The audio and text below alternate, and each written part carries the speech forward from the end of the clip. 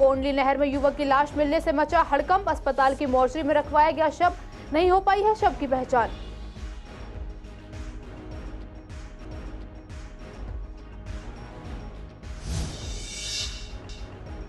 नाबालिग मामले में बालिग की तर्ज पर चार्जशीट दर्ज। किशोर के खिलाफ 250 पृष्ठ का आरोप पत्र दायर। नाबालिग के खिलाफ व्यसन के तौर पर मुकदमा चलाने का अनुरोध।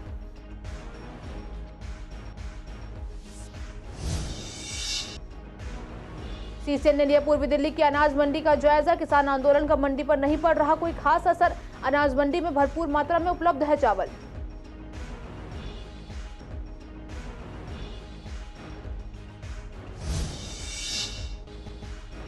सीबीएसई के आसान पेपर को देखकर स्टूडेंट्स खुश। आज भी 10वीं और 12वीं क्लास की परीक्षाएं, मार्क्स आने पर होगी खुशी।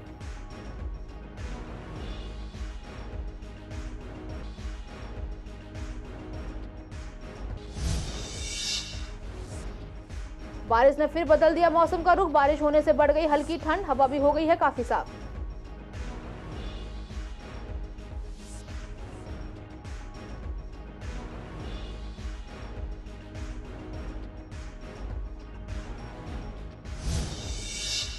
नमस्कार, आप देख रहे हैं सीसीएन लाइव। मैं हूं आपके साथ काजल चौधरी। स्वागत है आपका हमारे खास कार्यक्रम पूर्वी दिल्ली खास में। कुछ खास खबरों के साथ करते हैं बुलेटिन की शुरुआत। पूर्वी दिल्ली के गाजीपुर थाना क्षेत्र अंतर्गत कोंडली नहर में युवक की लाश मिलने से हड़कंप मच गया, जिसके बाद नहर के आसपास लोगों की भीड़ जमा हो गई। सूचना मिलते ही मौके पर गाजीपुर थाना पुलिस की टीम पहुंची और शव को निकालने के लिए गोताखोरों को बुलाया गया। बॉडी को लाल बहादुर शास्त्री अस्पताल की मोर्चरी में सुरक्षित रखवा दिया गया है। मृतक युवक की उम्र तकरीबन 35 साल रही होगी। फिलहाल शव की पहचान नहीं हो पाई है। बॉडी की पहचान का प्रयास किया जा रहा है। दिल्ली पुलिस ने 350 रुपए को लेकर हुए झगड़े के बाद एक लड़के की चाकू मारकर हत्या करने के 2 महीने बाद मामले में आरोप पत्र दायर किया है और किशोर न्याय बोर्ड से आरोपी नाबालिग के खिलाफ व्यसन के तौर पर मुकदमा चलाने का अनुरोध किया है। दरअसल 21 नवंबर 2023 को उत्तर पूर्वी दिल्ली के वेलकम में 16 वर्षीय किशोर ने 17 वर्षीय लड़की की चाकू मारकर हत्या कर दी थी। आरोपी ने किशोर को 60 बार चाकू मारे और हत्या करने के बाद शव के चारों ओर डांस भी किया था। एक अधिकारी ने कहा कि दिल्ली पुलिस ने 14 फरवरी को किशोर न्याय बोर्ड जेजेबी के समक्ष किशोर के खिलाफ 250 पृष्ठ का आरोप पत्र दायर किया और अदालत से उसके खिलाफ व्यसन के रूप में मुकदमा चलाने का भी अनुरोध किया है। डीसीपी ने बताया कि किशोर न्याय बच्चों की देखभाल और संरक्षण अधिनियम 2015 में इसका प्रावधान है, जिसके तहत 16 वर्ष और उससे अधिक उम्र के किशोरों के खिलाफ हत्या और बलात्कार जैसे जघन्य अपराध करने पर व्यसन के रूप में मुकदमा चलाया जा सकता है। उन्होंने कहा कि पुलिस जांच के मुताबिक आरोपी ने किशोर को 60 बार चाकू मारा और 350 रुपए लूट लिए। पुलिस ने आरोप पत्र में कहा कि आरोपी बिरयानी लाना चाहता था, जबकि किशोर ने पैसे देने से इनकार कर दिया था। घटना सीसीटीवी कैमरे में भी कैद हो गई थी। पुलिस के अनुसार लड़के ने किशोर को मारते हुए आसपास के लोगों को चाकू दिखाकर धमकाया था। दिल्ली पुलिस ने अगले दिन किशोर को पकड़ लिया था। किसान आंदोलन 2.0 का असर दिल्ली के तमाम मार्केट्स में कैसे देखने को मिल रहा है, इसी का जायजा आज सीसीएन की टीम ने पूर्वी दिल्ली के शादरा अनाज मंडी में लिया और जानने की कोशिश की कि पंजाब और हरियाणा से आने वाले चावल की क्या स्थिति है। वहां के थोक विक्रेताओं ने बताया कि चावल की पैदावार अधिक है और स्टॉक भी ज्यादा है, तो आंदोलन का असर अनाज मंडी शादरा पर नहीं है।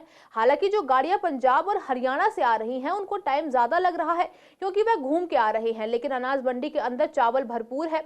चावल आने में कोई भी कठिनाई नहीं आ रही है। आपको बता दें कि किसान आंदोलन के चलते दिल्ली के तमाम बॉर्डरों को बंद किया गया है, जिस पर सीसीएन की टीम की नजर रोजाना बनी हुई है। सीसीएन की टीम पूर्वी दिल्ली के अंदर तमाम ऐसे विषयों को लेकर जमीनी स्तर पर दौरा कर रही है जिन पर किसान आंदोलन का फर्क पड़ सकता है, जैसे सब्जियां और फल। आज हमारे संवाददाता विवेक पठानिया ने अनाज की आपूर्ति के बारे में बात की और जाना कि अनाज मंडी शादरा के अंदर ऐसा कुछ भी नहीं है जिससे पूर्वी दिल्ली की जनता को अनाज लेने में परेशानी हो। मेन तो सब डिस्ट्रीब्यूटर सब यहीं आते हैं देने हमें, सबके माल आ रहे हैं रेगुलर, कोई ऐसी दिक्कत नहीं। गाड़ियाँ थोड़ी घूम के आ रही हैं, सब आ रहा है। हमारा तो खैर इतना बाहर से मतलब नहीं है, लेकिन सप्लाई यहाँ दुकानदार जो नए बाजार के बताते हैं सब आ रहा है। कोई इतनी वो नहीं है, सब ठीक है भैया। अब साउथ दिल्ली से आते हैं और इधर पंजाब से भी आते हैं और हर जगह से आ रहे हैं, थोड़े बहुत कर करके तो हर जगह से ही आ रहे हैं। नहीं, कोई इतनी दिक्कत नहीं है। सीबीएसई की मुख्य परीक्षाएं शुरू हो चुकी हैं। आज 10वीं क्लास का अलग अलग लैंग्वेज जैसे उर्दू और कई अन्य भाषाओं का पेपर था। वहीं 12वीं क्लास का भी आज एग्जाम था। स्टूडेंट्स ने बताया कि पढ़ाई करने वालों के लिए पेपर काफी आसान था, लेकिन अगर तैयारी नहीं की हो तो काफी मुश्किल था। छात्रों ने बताया कि क्वेश्चन पेपर देखकर काफी खुशी हुई और जिस तरह से इस बार सीबीएसई के पेपर ईजी आ रहे हैं उससे काफी खुशी हो रही है, लेकिन असली खुशी मार्क्स आने के बाद होगी। आज एग्ज़ाम था ऑफिस प्रोसीजर का, कॉमर्स के। इजी था। ऑफिस प्रोसीजर प्रैक्टिस, हाँ इजी आया था। हाँ मतलब आसान मीडियम था, ना हार्ड था ना इजी था, मीडियम था। आज ऑफिस का था, ओपीपी का। आर्ट्स के बच्चे, बिजनेस का एक सब्जेक्ट होता है तो बच्चे चुनते हैं, ओपीपी सब्जेक्ट है। बहुत अच्छा था और इजी बहुत था। नहीं लगता नहीं है, पर जैसे आया था पेपर मार्क्स भी अच्छे आएंगे। करके तो मैं अपना तो 100% करके आई हूँ, बाकी अब सीबीएसई के ऊपर है। माइंड में तो ये आया था पेपर अच्छा आया, इजी है। एग्ज़ाम तो इजी था, क्वेश्चन भी काफ़ी इजी आए थे और आंसर भी इजी लिखना था, ज़्यादा था नहीं, हार्ड ऐसा नहीं था। नहीं, नॉर्मली थे, ज़्यादा लेंथी नहीं थे लिखने वाले। प्रैक्टिकल क्वेश्चंस थे, मतलब नॉर्मल लिखने वाले। इजी आएंगे आगे के भी एग्ज़ाम, वैसे चल। हाँ, सबके सब्जेक्ट इजी आएंगे। डर तो ऐसा नहीं है, सारे सब्जेक्ट्स ही पढ़े हैं तो ऐसा कोई खास डर नहीं लग रहा है। एग्जाम आज हमारा ओपीपी का था, ऑफिस का। इसमें बस यही है कि हमें ऑफिस के बारे में बताते हैं कि ऑफिस में हम कैसे काम कर सकते हैं, और बैंक बहुत सी मतलब चीज़ें ऐसी हैं कि हमें बाहर नहीं मिल सकती, पर यहाँ पे मिल सकती है। इस सब्जेक्ट में हमें मिल सकती है। जिन्होंने पढ़ा है उनके लिए बहुत ईजी था, बट जिन्होंने नहीं पढ़ा उनके लिए थोड़ा हार्ड था। ये है जितना कर आए हैं कि मतलब आ जाएंगे अच्छे तो आ ही जाएंगे, बोल नहीं सकते अभी। फरवरी के इस महीने में मौसम भी हर पल रंग बदल रहा है। 2 दिन पहले तक यहां मई जून जैसी गर्मी का एहसास हो रहा था, लेकिन बीती रात हुई बारिश ने फिर से मौसम का रुख बदल दिया है। हालांकि बहुत ज्यादा ठंड नहीं बढ़ी है, लेकिन मौसम काफी अच्छा हो गया है। पूर्वी दिल्ली के लोगों का कहना है कि इस बारिश के बाद हवा काफी साफ हो गई है, साथ ही मौसम में भी हल्की ठंडक आ गई है, जिससे काफी राहत मिल रही है। और इस बारिश की जरूरत भी थी, क्योंकि पिछले दिनों गर्मी बहुत ज्यादा बढ़ गई थी। जो बिन मौसम अगर जो है थोड़ी बहुत बरसात होती है तो आपको ये केयरफुल रहना चाहिए कि आपको भीगना नहीं चाहिए उसके अंदर, क्योंकि वो बहुत ही ज़्यादा नुकसान देता है। और जैसे कि हमारी महिलाएं हैं तो गीले बालों के साथ जो है वो बाहर नहीं निकलना चाहिए, क्योंकि ऐसे समय के अंदर जो है वो सर का दर्द, जुकाम या निमोनिया बहुत जल्दी पकड़ लेता है। देखिए, इस मौसम में बच के रहने के लिए बहुत ज़्यादा ज़रूरी है, नंबर 1 आप अपना हाइड्रेशन जो है वो सही रखें। इसका मतलब ये है कि पानी जो है या लिक्विड सरल पदार्थ जो है वो आप लेते रहें। जैसे कि हल्का गुनगुना पानी अगर आप जो है वो ऑफ एंड ऑन दिन में पी लें तो वो बहुत अच्छा रहता है आपके लिए। साथ साथ जो है अपने बॉडी के अंदर जो है विटामिन सी की मात्रा और आपके बॉडी के अंदर जो है न्यूट्रिशन जो है उसको पूरा रखना चाहिए। इसके लिए कुछ जो है सिट्रस फ्रूट्स जो होते हैं, जैसे कि कीनू है, संतरा है, मौसमी है, इस तरह के फ्रूट्स भी आप ले सकते हैं।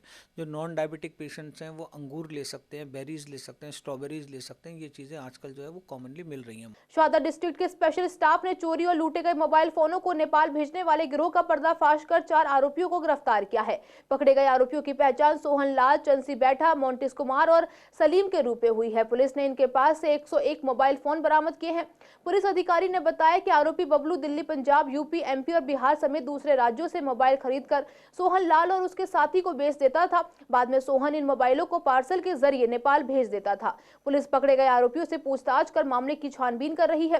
डीसीपी सुरेंद्र चौधरी ने बताया कि आरोपियों को इंचार्ज दिनेश आर्य के नेतृत्व में बनाई गई ASI Sunil, ASI Pramod, head constable Anuj, Rajeev, Siddharth, Sarvesh और constable Lovepreet, SI Anil, head constable Vijay की टीम ने पकड़ा है। डीसीपी ने बताया कि स्पेशल स्टाफ को सूचना मिली कि कुछ लोग ट्रांसपोर्ट के जरिए नेपाल मोबाइल फोन भेजते हैं। सूचना मिलते ही पुलिस टीम आरोपियों के बारे में जानकारी जुटाने लगी थी। 17 तारीख को हमें एक इनपुट मिला कि कुछ लोग हैं जो जामा मस्जिद के एरिया से कुछ फ़ोन वहाँ से ख़रीद करके चोरी किए हुए वो आनंद विहार बस रेलवे स्टेशन से जाएंगे, बिहार साइड में ले जाएंगे। तो हमने उन पर ट्रैप लगाया और हमने ऑटो से 3 लोगों को पकड़ा। उनसे 45 फ़ोन हमें रिकवर हुए मिले। उनसे पूछताछ में पता चला कि ये सलीम एलियास बबलू जो उसी एरिया में जामा मस्जिद के आसपास रहता है, उससे उन्होंने फ़ोन लिए। फिर हमने सलीम पे दबिश दी तो वहाँ से हमें 56 फ़ोन और रिकवर हुए। टोटल हमें 101 फ़ोन रिकवर हुए। सलीम को हमने रिमांड पे लिया और पूछताछ में पता कुछ नाम निकल के आए जिनसे वो लोग सनेचर से एक जगह पे जामा मस्जिद के आसपास उनसे फ़ोन ख़रीदते हैं और उसके बाद में बिहार या यूपी साइड में उन कुछ लोगों को भेज देते हैं, वो फिर आगे भेज देते हैं। सर, किस तरह का प्रोफाइल है इन लोगों का, क्या पुरानी भी बैकग्राउंड क्या है?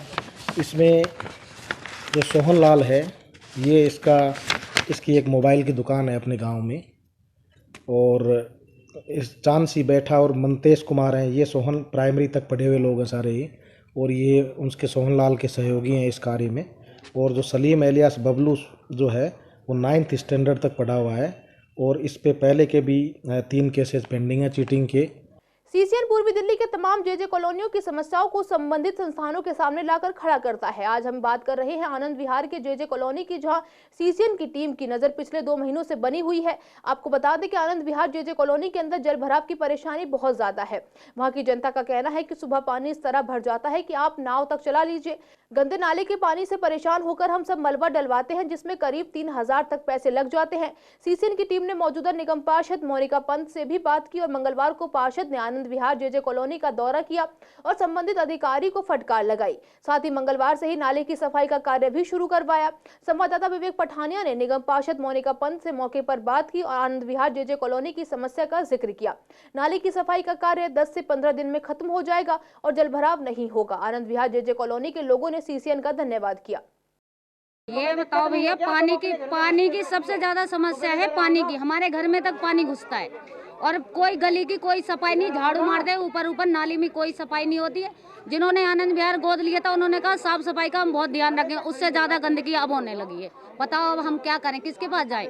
शिकायत करने गए और हमारे बाथरूम इतने गंदे हो रहे हैं कि हद से ज्यादा कि एक आदमी की 10-10 बेर लाइन लगती है। बताओ क्या करें, किसको हम अपनी समस्या सुनाएं? उन्होंने कुछ नहीं बोला, उन्होंने बोला सफाई चल रही है, नाला बंद कर रखा है उधर से पीछे से। बताओ पानी नहीं निकल पा रहा, नाली साफ नहीं होती। हमने पैसे दे दे के हम साफ करा रहे हैं। 2 दिन मलमा अपने पैसों से डलवा रहे हैं, रोड डलवा रहे हैं। बताओ क्या करें? रुपए लग गए मेरे, पता है पानी अंदर जा रहा था। जब हमने अभी रोड डाली 3000 रुपए लगाया और आज 18 तारीख है, कह रहे थे पहली से शुरू हो जाएंगे बाथरूम ना डाली। देखो हमने पाइप डाली दोबारा अपने 3000 रुपए अंदर पानी जा रहा था। सब भराई कर रहे हैं अपने पैसों से लगवा रहे हैं। क्या फायदा है बताओ? हमारे बोर्ड मांगने आ जाते हैं, बोर्ड कर रहा है, लग कर रहा है अपने। उनके पास हम 2 बार गए शिकायत करने, हमारी कोई सुनवाई नहीं है भैया। वहाँ पे गए थे। समस्याएं आनंद विहार झुग्गी के अंदर बहुत ज़्यादा हैं। जब मैं पहली बार आई थी तो हालत ये थी कि हम पैर रख के चल नहीं सकते थे, इस तरह से कूड़ा पड़ा रहता था, क्योंकि रूटीन में किसी कारणों से सफाई नहीं हो रही थी या सफाई नहीं थी। वो यहाँ के लोग भी बताएंगे। उसके बाद हमने स्पेशली बैठ के झुग्गी के भी कुछ लोगों को साथ जोड़ा कि हम किस तरह से सफाई व्यवस्था बना पाएँ, और लगातार हमने 5-6 आदमी यहाँ पर लगा रखे हैं जो कि रोज़ हर घर से कूड़ा भी लेते हैं और व्हील बैरो लेके पूरी झुग्गी की साफ़ सफाई भी करते हैं। पर एक मेजर प्रॉब्लम यहाँ पर झुग्गी में है कि यहाँ पर पानी रुका हुआ है पीछे के नाले के कारण। कुछ तो बहुत सालों से नाला नहीं साफ़ हुआ और मेट्रो का कंस्ट्रक्शन चल रहा है, उस वजह से भी वहाँ ऐसा सुनने में आया कि वहाँ पर से भी पानी रोका हुआ है। उसके लिए हम मेट्रो डिपार्टमेंट से भी बात करेंगे, क्योंकि कुछ ऑल्टरनेटिव हमेशा देना होता है, तो उनको भी बात करेंगे। और साथ ही आप देख रहे होंगे नाले की सफाई शुरू। भारत के प्रधानमंत्री नरेंद्र मोदी की भारत विकसित संकल्प यात्रा पूर्वी दिल्ली में भी देखने को मिल रही है। पूर्वी दिल्ली के शारदा जिले में श्रेष्ठ विहार में आज यात्रा के दौरान कैंप लगा, जिसमें संवाददाता ने इस यात्रा में आने वाली योजनाओं के बारे में जाना और संबंधित अधिकारियों से बात की।